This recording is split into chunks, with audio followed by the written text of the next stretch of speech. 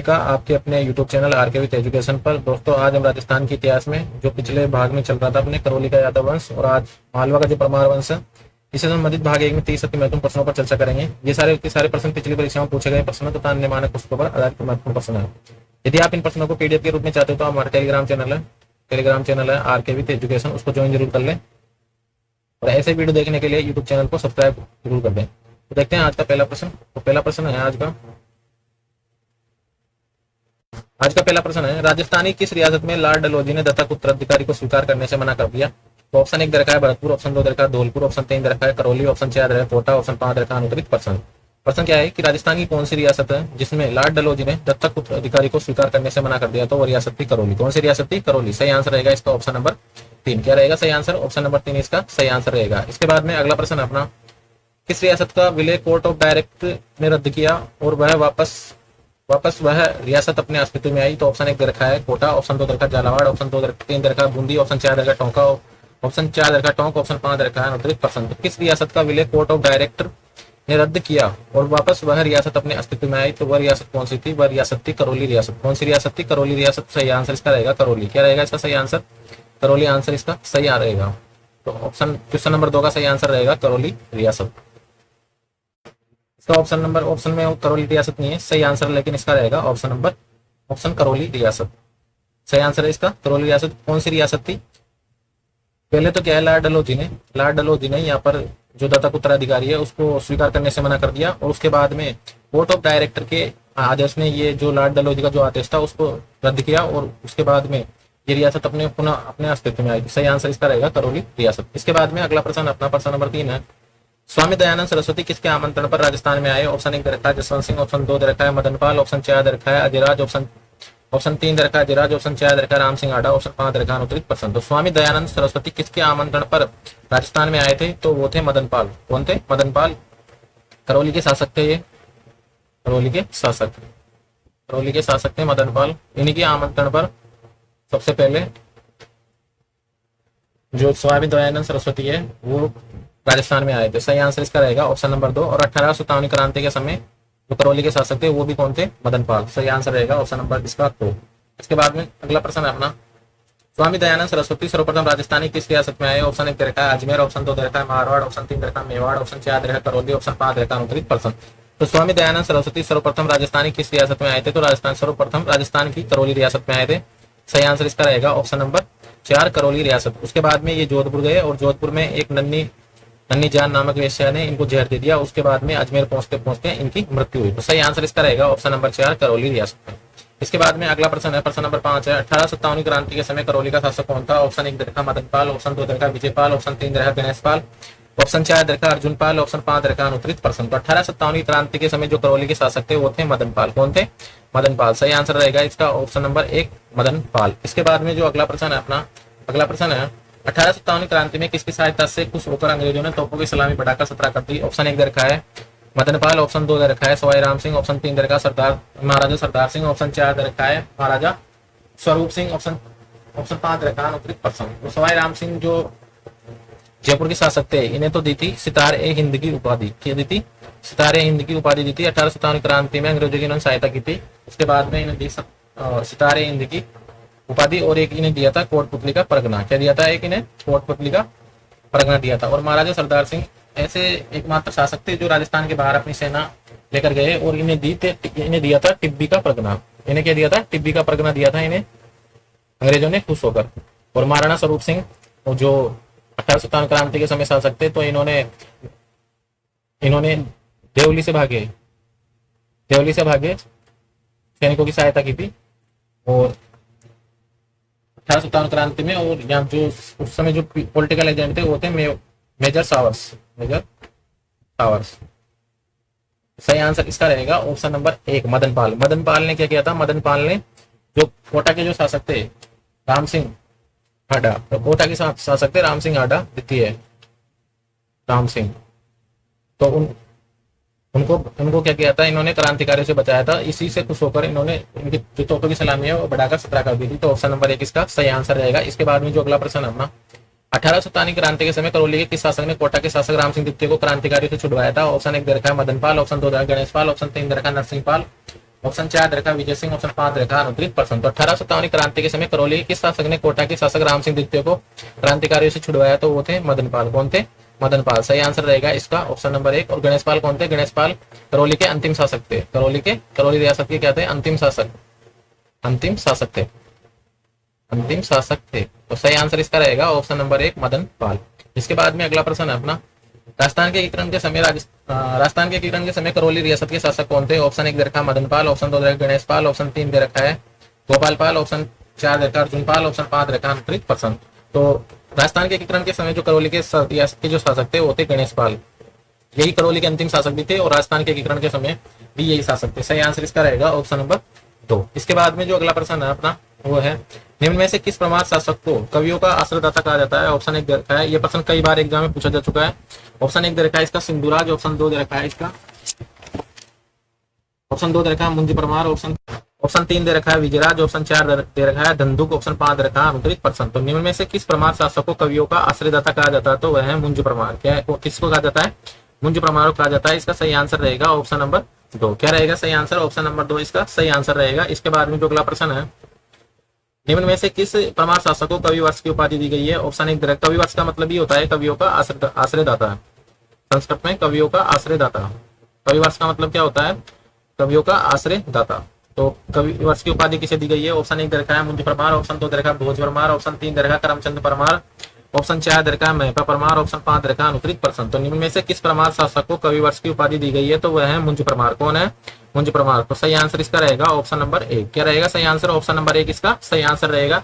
इसके बाद में प्रश्न नंबर जो अगला है 11 है, किस परमार शासक ने मेवाड़ के शक्ति कुमार पर आक्रमण किया? ऑप्शन 1 दे रखा है भोज परमार, ऑप्शन 2 दे रखा है मुंजी परमार, ऑप्शन 3 दे रखा है करमचंद्र परमार, ऑप्शन 3 दे रखा है करमचंद परमार, ऑप्शन 4 दे रखा है सिंधुराज, ऑप्शन 5 दे रखा है अनुत्तरित प्रश्न। तो किस परमार शासक ने मेवाड़ के शक्ति कुमार पर आक्रमण किया था? तो वो थे मुंजी परमार। कौन थे? मुंजी परमार। सही आंसर इसका रहेगा ऑप्शन नंबर 2। क्या रहेगा? ऑप्शन नंबर 2 सही आंसर रहेगा। और इसकी जो जानकारी मिलती है वो मिलती है धवल के अस्थिकुंड अभिलेख से। धवल के राष्ट्रकूट वंश के जो शासक है धवल, उनका जो अस्थिकुंडी अभिलेख है, अस्थिकुंड अभिलेख उससे जानकारी मिलती है कि मुंज परमार ने मेवाड़ के शासक शक्ति कुमार पर आक्रमण किया।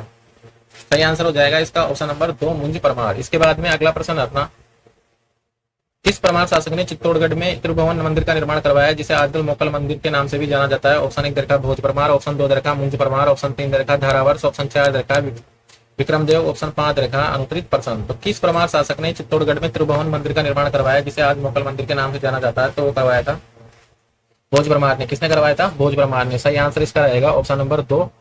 जिसे बाद में मोकल ने इसके परकोटे का निर्माण करवाया था, तो इसे मोकल मंदिर कहा जाता है या इसे कहते हैं समिदेश्वर मंदिर। मोकल मंदिर या इसे समिदेश्वर मंदिर भी कहा जाता है। समिदेश्वर मंदिर भी इसे कहा जाता है। तो सही आंसर इसका रहेगा ऑप्शन नंबर 2 भोज परमार।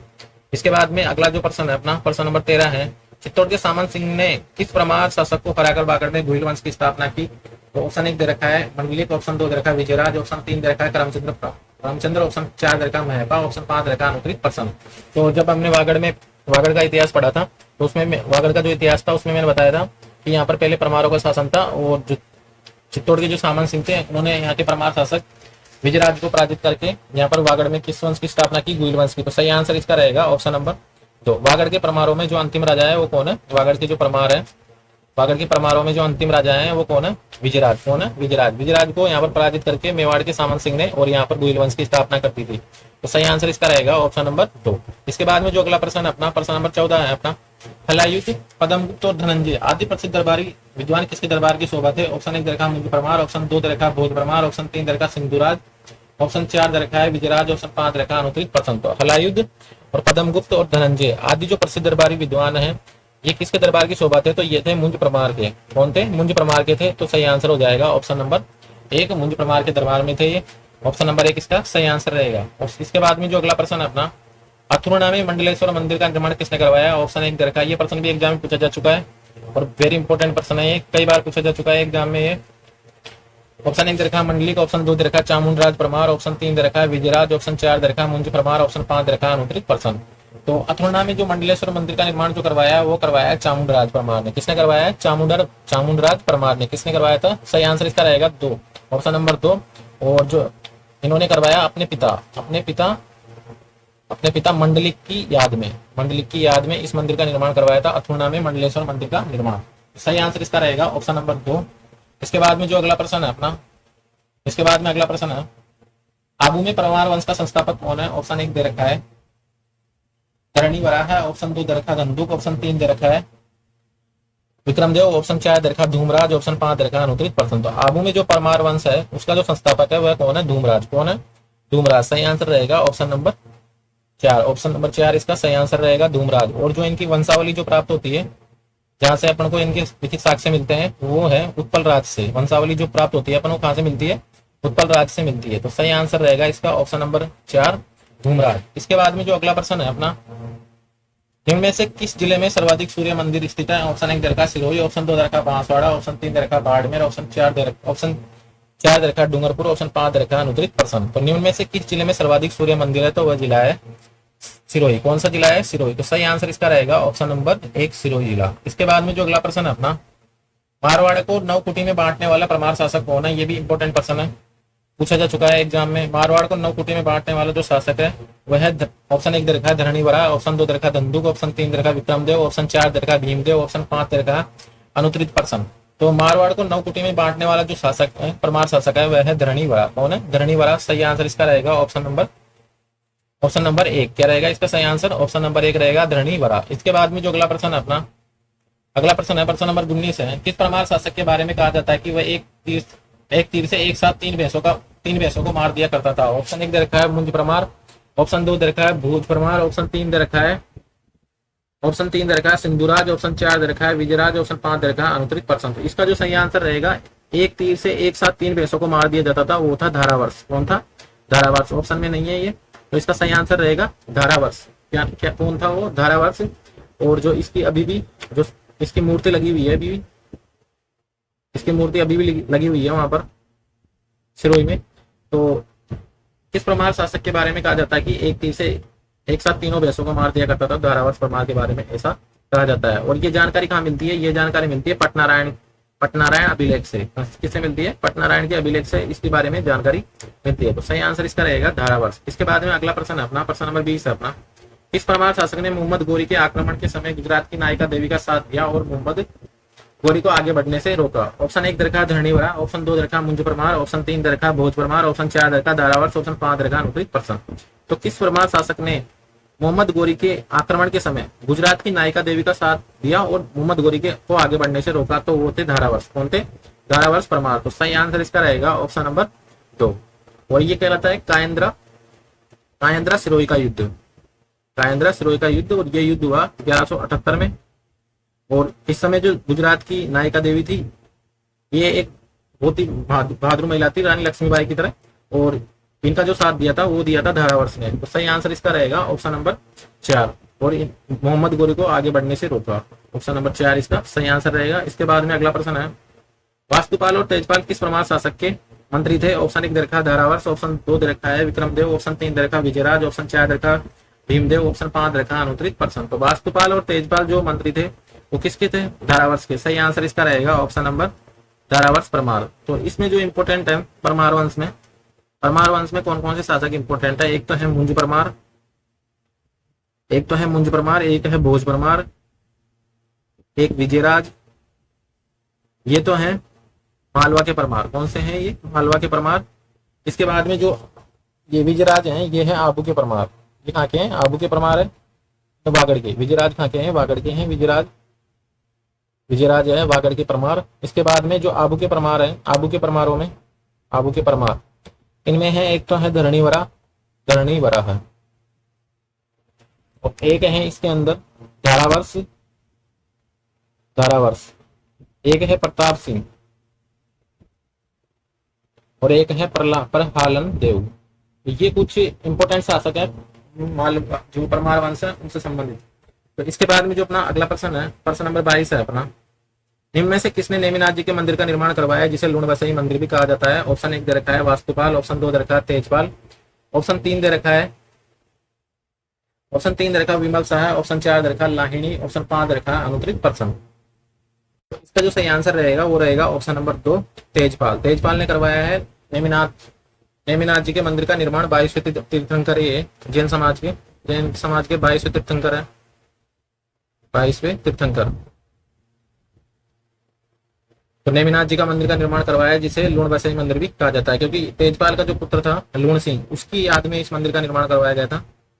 और लूण सिंह अपने पुत्र और एक इनकी पत्नी थी अनुपमा देवी, अनुपमा देवी, इन दोनों की याद में इस मंदिर का निर्माण करवाया था, और ये मंदिर फिर कहलाने लगा लूण बसई मंदिर। तो सही आंसर इसका हो जाएगा ऑप्शन नंबर 2 तेजपाल। इसके बाद में अगला प्रश्न अपना, निम्न में से किस परमार शासक ने मेवाड़ के जेतर सिंह को हराया? ऑप्शन 1 दे रखा है प्रताप सिंह, ऑप्शन 2 दे रखा है विक्रमदेव, ऑप्शन 3 दे रखा भीमदेव, ऑप्शन 4 दे रखा सोमदेव और सोम सिंह, ऑप्शन 5 दे रखा अनुत्तरित पर्सन। तो निम्न में से किस परमार शासक ने मेवाड़ के जेतर सिंह को हराया? तो मेवाड़ के जो जेतर सिंह है उनको हराया था प्रताप सिंह ने। किसने हराया था? प्रताप सिंह परमार ने उनको हराया था। सही आंसर रहेगा ऑप्शन नंबर 1 इसका सही आंसर रहेगा। इसके बाद में अगला प्रश्न है अपना, किसने जैन तीर्थंकर ऋषभदेव के मंदिर का निर्माण करवाया? ऑप्शन 1 दे रखा है तेजपाल, ऑप्शन 2 दे रखा है वास्तुपाल, ऑप्शन 3 दे रखा है विमल शाह, ऑप्शन 4 दे रखा है सोमदेव, ऑप्शन 5 दे रखा है अनुत्तरित पर्सन। तो किसने जैन तीर्थंकर ऋषभदेव के मंदिर का निर्माण करवाया? तो ऋषभदेव के जो मंदिर का निर्माण करवाया वो करवाया विमल शाह ने। किसने करवाया? विमल शाह ने। और इस मंदिर को विमल वसई मंदिर भी कहा जाता है। क्या कहा जाता है? विमल वसई मंदिर भी कहा जाता है।